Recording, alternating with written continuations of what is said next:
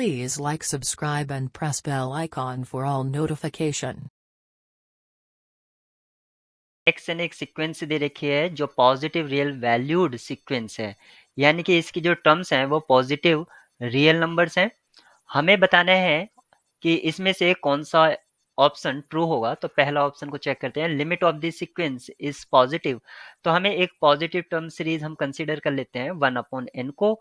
इसकी जो लिमिट होगी ये 0 होगी, लेकिन यहाँ पर कहा है ऑप्शन ए में limit of this sequence is positive, 0 positive नहीं होता है, इसलिए ऑप्शन ए डिस्कार्ड हो जाता है। ऑप्शन बी की तरफ चलते हैं, लिमिट ऑफ दिस सीक्वेंस में भी नेगेटिव। अगर पॉजिटिव टर्म सीरीज है तो उसकी लिमिट जो है कभी भी नेगेटिव नहीं हो सकती है। आप यहाँ से देख भी सकते हैं, ये एक एग्जाम्पल है, काउंटर एग्जाम्पल हमारे पास जो ऑप्शन ए के लिए यूज करा था। बी भी डिस्कार्ड हो जाता है।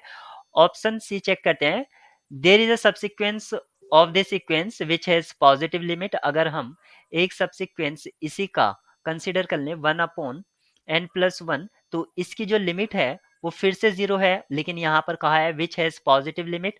ऑप्शन सी भी डिस्कार्ड हो जाता है, तो जो बचा ऑप्शन डी वही आपका करेक्ट होगा। और इसमें कहा गया है the limit of the average subsequence of the sequence is non negative. यानी कि देखिए, आप 0 तो आपको मिल ही रहा है लिमिट पॉजिटिव टर्म सीरीज में, यानी कि आपको 0 भी कंसीडर करना होगा और पॉजिटिव वैल्यू वाली तो मिलेंगी ही। तो सिंपल सी बात है, जो लिमिट्स होंगी वो नॉन नेगेटिव नंबर्स होंगे। Option D is correct. यहाँ पर हमें एक vector space P n x दे रखा है, जिसमें वो सारे पॉलिनोमियल्स आते हैं जिनकी डिग्री एट मोस्ट n है, यानी कि n से ज़्यादा नहीं हो सकती है। तो अगर मैं इसको कंसिडर कर लेता हूँ p2x समझने के लिए कि आखिर क्या मीनिंग है, तो इसका मतलब हुआ वो सारे पॉलिनोमियल जिसकी डिग्री मैक्स 2 हो सकती है। तो इसमें कांस्टेंट पॉलिनोमियल्स आएंगे जिसको मैं c से रिप्रेजेंट कर सकता हूँ। लीनियर पॉलिनोमियल होंगे जैसे कि x मैंने रिप्रेजेंट किया, और क्वाड्रेटिक पॉलिनोमियल होंगे जिसको मैंने x स्क्वायर से रिप्रेजेंट किया। और यहाँ पर कांस्टेंट पॉलिनोमियल को जनरेट करने के लिए हम 1 का यूज कर सकते हैं। इसके स्केलर मल्टीपल्स हमें c दे दिए गए, यानी कि सारे स्केलर पॉलिनोमियल दे देंगे। लीनियर पॉलिनोमियल जनरेट करने के लिए हम x का यूज करेंगे, जैसे कि 2x+3। यहाँ पर हमने इस स्केल कर दिया और कांस्टेंट जोड़ दिया, तो लीनियर पॉलिनोमियल में इसका यूज करेंगे। क्वाड्रेटिक पॉलिनोमियल जनरेट करने के लिए हम एक्स स्क्वायर का यूज करेंगे, यानी कि for example 2x² plus x+c या 3 कुछ भी दे दीजिए। तो किसी भी, अगर आपका वेक्टर स्पेस p2x है तो इसका जो बेसिस होगा उसमें एलिमेंट्स होंगे 1 कांस्टेंट पॉलिनोमियल जनरेट करने के लिए, x होगा आपका लीनियर पॉलिनोमियल जनरेट करने के लिए, और x² होगा क्वाड्रेटिक पॉलिनोमियल जनरेट करने के लिए। यानी कि अगर डिग्री एट मोस्ट 2 है तो यहाँ पर 3 एलिमेंट मिल रहे हैं, और डिग्री एट मोस्ट n होगी तो आपको इसके बेसिस में n+1 एलिमेंट्स मिलेंगे, और नंबर ऑफ एलिमेंट्स बेसिस में जो होते हैं वही डायमेंशन होते हैं। डायरेक्ट इस चीज को आप याद रखेंगे कि एक वेक्टर स्पेस जिसमें पॉलिनोमियल हो डिग्री n के एटमोस्ट, तो उस पॉलिनोमियल की, उस वेक्टर स्पेस की जो डायमेंशन होती है n+1 होती है। Option B is correct. एक साइक्लिक ग्रुप है जिसका ऑर्डर 20 है, और हमें ये बताना है कि इस ग्रुप के कितने एलिमेंट्स होंगे जिनका ऑर्डर 10 है। तो हमें 10 ऑर्डर के एलिमेंट्स ढूंढने हैं, यानी कि वो सारे एलिमेंट ए जिनका ऑर्डर 10 है और ए जी को बिलोंग करना चाहिए। क्योंकि जी कोई भी ग्रुप दे नहीं रखा है कि आखिर कौन सा ग्रुप है, जनरल हम मान सकते हैं जो कि एक साइक्लिक ग्रुप है। तो इस क्वेश्चन को करने के लिए हम आइसोमॉर्फिज्म का यूज करेंगे। तो जी जिसका ऑर्डर 20 है, हम मान लेते हैं ये आइसोमॉर्फिक है Z20 की, क्योंकि इसका ऑर्डर भी 20 है और इसका ऑर्डर भी 20 है।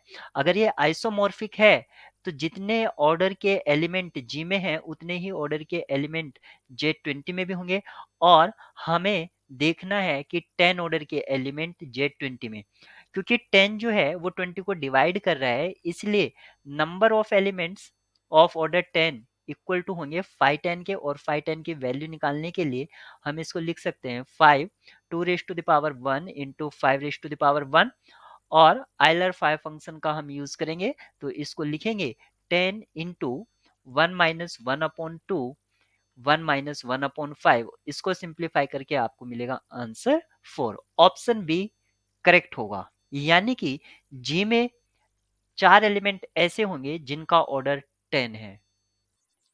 यहाँ पर हमें a raise to the power 35 बताना है अगर a एक मैट्रिक्स दे रखा है जो कि है 1 0 1 1 और यहाँ पर इससे रिलेटेड 4 ऑप्शंस हैं। तो जो a की आइगन वैल्यू है वो क्या-क्या होंगे? वो होगा 1, 1 क्योंकि a जो है वो अपर ट्रायंगुलर मैट्रिक्स है और अपर ट्रायंगुलर मैट्रिक्स की जो आइगन वैल्यू होती हैं वो डायगोनल एलिमेंट्स हो जाती हैं या कोई भी ट्रायंगुलर मैट्रिक्स की आइगन वैल्यूज उसके डायगोनल एलिमेंट होते हैं। तो 1 1 इसकी आइगन वैल्यू हो गई। a raise to the power 35 की जो आइगन वैल्यू होंगी वो भी 1 1 होगी, यानी कि इनकी पावर 35 कर दीजिए आप। अब हमें पता चल गया कि ऑप्शन सी तो पॉसिबल नहीं है क्योंकि उसमें आइगन वैल्यू 2 2 दे रखी है और ऑप्शन डी भी पॉसिबल नहीं है। हमारे पास पॉसिबिलिटी ऑप्शन ए और बी की है, लेकिन कौन सा इसमें करेक्ट होगा क्योंकि दोनों की आइगन वैल्यू 1 1 आ रही है। तो इसको आप जनरलाइज कर लीजिए कि ए स्क्वायर क्या होगा। अगर मैं 1 0 1 1 को सेम मैट्रिक्स से मल्टीप्लाई करता हूँ 1 0 1 1 तो मुझे रिटर्न हो रहा है 1 0 2 1, यानी कि अगर यहाँ पर 2 है तो यहाँ पर भी 2 आएगा।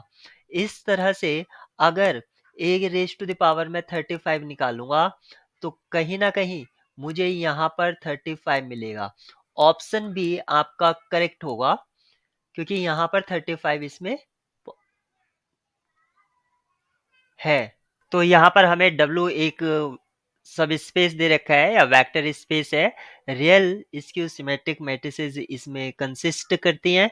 तो हमें बताना है डायमेंशन ऑफ W।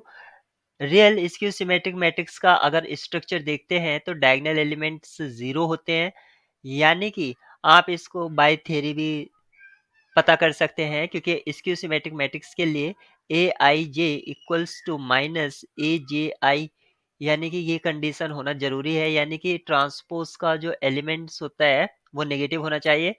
अगर मैं आई जे को इक्वल कर देता हूँ यानी कि डायगोनल एलिमेंट्स के लिए ए I I equals to minus of A I आई, दोनों को एक साइड ले आता हूँ, ये हो जाएगा 2 times A I I equals to 0 और यहाँ से मुझे क्या मिलता है ए आई आई इक्वल्स टू 0, यानी कि डायगोनल एलिमेंट्स आपका 0 आ गया है।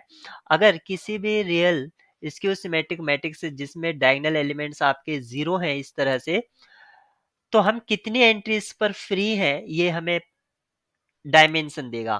तो ऊपर के जितने एलिमेंट्स जैसे होंगे नीचे भी वैसे ही होंगे, फर्क इतना होगा कि उनमें नेगेटिव होगा। अगर यहाँ पर कोई एलिमेंट ए है तो यहाँ पर भी माइनस ए होगा, यानी कि सबसे पहली non non non zero entry यहाँ पर होगी, फिर 2 यहाँ पर होंगी, फिर 3 यहाँ पर, फिर 4, फिर 5। यहाँ पर जीरो नॉन जीरो और जीरो कुछ भी हो सकता है, यानी कि फर्स्ट, फिर 2, फिर 3, फिर 4 और ये कहाँ तक रहेगा n-1, यानी कि हमें ये सबको प्लस करना होगा 1 + 2 + 3 अप टू n-1 ताकि हम निकाल पाए हम कितनी पोजीशन पर टोटली इंडिपेंडेंट हैं।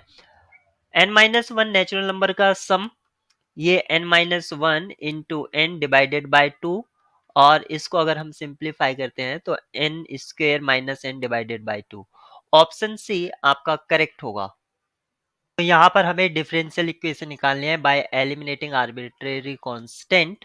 इसका मतलब होता है जो कांस्टेंट कर्व में यूज किए गए हैं, जैसे कि यहाँ पर दे रखा है y equals to A E raise to the power B X. यहाँ पर a और b आपके आर्बिट्रेरी कांस्टेंट है, इनको एलिमिनेट करना है यानी कि खत्म करके आपको डिफरेंशियल इक्वेशन बनानी है। तो सबसे पहले मैं इस गिवन कर्व का डिफरेंशिएशन कर देता हूँ। y prime equals to A B E raise to the power B X. अब आप यहाँ से ये देखिए कि a और b E raise to the power B X, इसको मैं रिप्लेस कर देता हूँ y से, तो ये हो जाएगा बी वाई, यानी कि y prime equals to B B Y हो गया है। अब मैं इसका डबल डेरिवेटिव कर देता हूँ, इसका डबल डेरिवेटिव करता हूँ तो y double prime equals to B Y prime, ये हो गया है।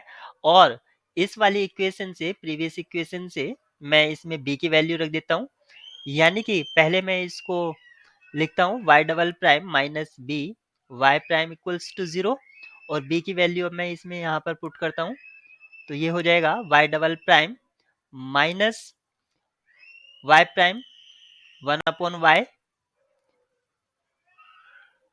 ये b का वैल्यू हो गया है, और y प्राइम इक्वल्स टू 0।